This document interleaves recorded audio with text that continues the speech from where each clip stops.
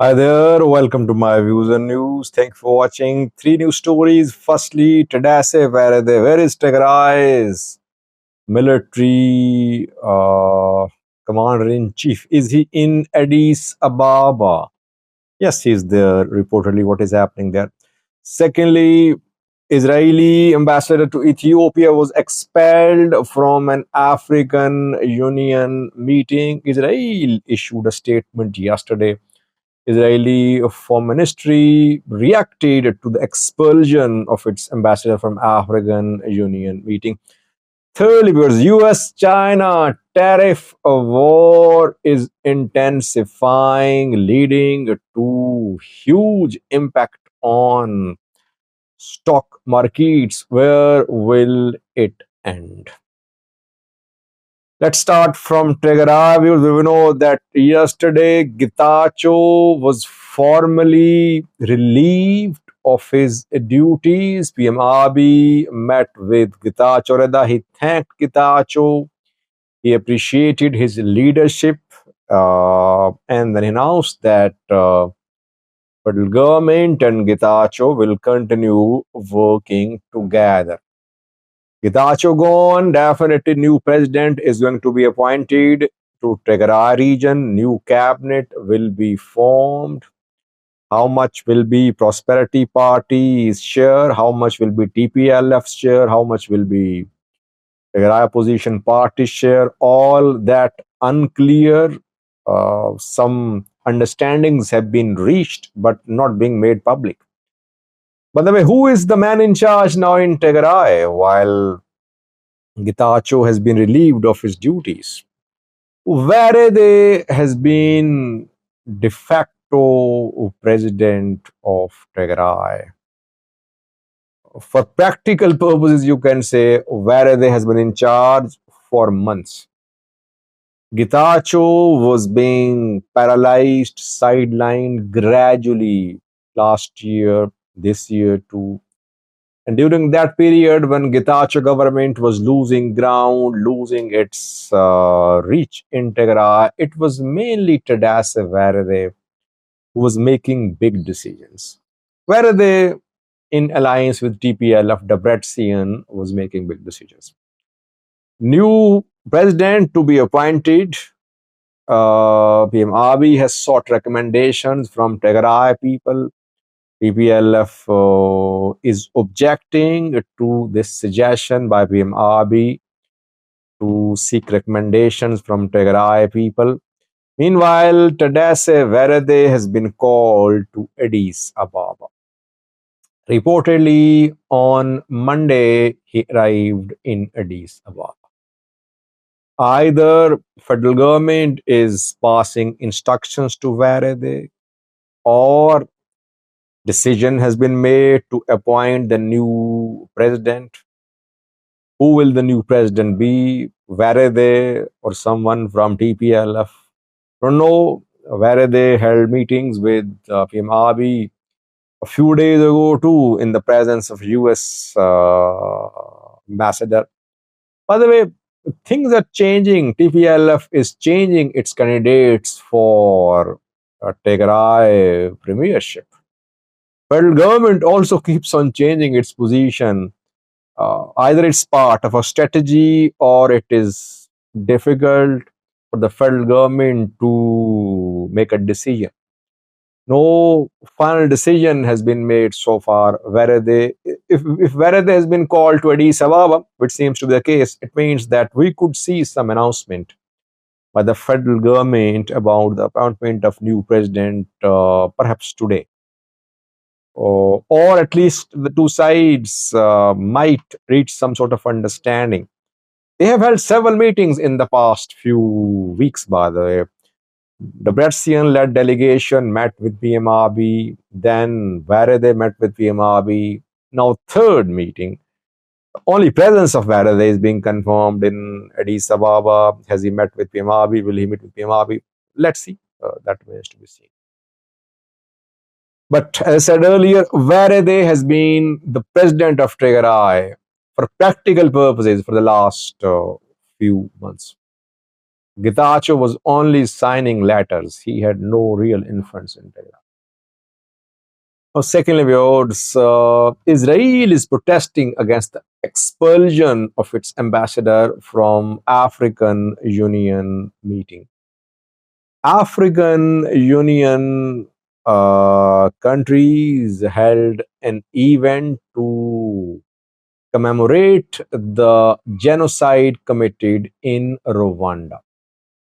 The program was organized in Addis Ababa at African Union's Mandela Hall in the capital city of Ethiopia. AU headquarters is located in Ethiopia. Israel's ambassador to Ethiopia, Abraham Nigosi, was invited to attend the program. This is what Israeli Foreign Ministry has confirmed, that Israeli ambassador had been invited to attend the AU event. Israel is not part of African Union, but it is part of the team of observer states. African Union has granted status of observer states to countries around 87 countries, non-AU countries, have been granted the status of observer states. In 2021, Israel was granted this status. So, as an observer state, it was invited to attend the AU program about a genocide committed in Rwanda. When Abraham Nigosi entered the hall, some AU member state representatives started protesting, and Abraham had to leave the hall. If you remember, in 2023, when AU Heads of State Summit was being held in Addis Ababa, we saw a similar situation when member states protested against the participation of Israeli delegation, and the delegation had to leave the hall back then. The protesters said, when Israeli ambassador had to leave the hall this time, that Israel is committing a genocide against Palestinians. So such a nation, such a country has no right to attend a memorial of the genocide committed in Rwanda. Palestinians are dying on daily basis almost. Dozens are dying on daily basis. Though ceasefire agreement was signed, its first phase implemented, still no complete ceasefire is in place. Rather, other extension of ceasefire is under discussion. Israel is conducting strikes, ground forcing operating to in Gaza. And almost on daily basis, dozens of Palestinians are dying. Those Palestinians are not fighters. It's not all of them are fighters. Children, women, elderly, pregnant women, all dying. So what Israel is doing is, you can call it grave human rights abuses.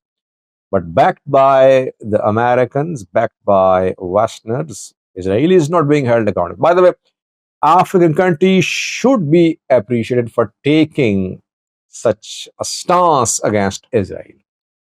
European countries has not taken such a stance against Israel.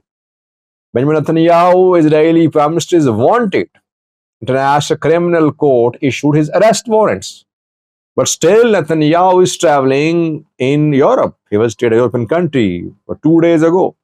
So ICC orders are not being implemented. So the civilized world is not implementing court orders. Civilized world accuses Africans of being uncivilized, but these uncivilized African countries are raising their voice for poor Palestinians. Lastly, viewers, US-China trade war, tariff war is intensifying. We know that Donald Trump government is imposing tariffs, though most of the tariffs are retaliatory tariffs. Trump government announced 50% tariffs on Chinese exports from China to the US. Chinese government responded by saying that it was a mistake beyond a mistake. Then talks were Due to be held between two countries to solve this tariff issue, talks could not be held. Rather, talks have been postponed. China has imposed now 34% retaliatory tariffs on US tariffs. Some other decisions have been made to by China to counter Trump's policy. China says that this is not the way to talk to a country. Pressure tactics won't work. Chinese economy can survive. The victim of this China US tariff war is global economy, stock markets crashing, people losing billions of dollars. In the last few days, billions of dollars have been wiped out from the market because of this trade war between the two global powers. Where will it stop? Let's see. Thank you for watching.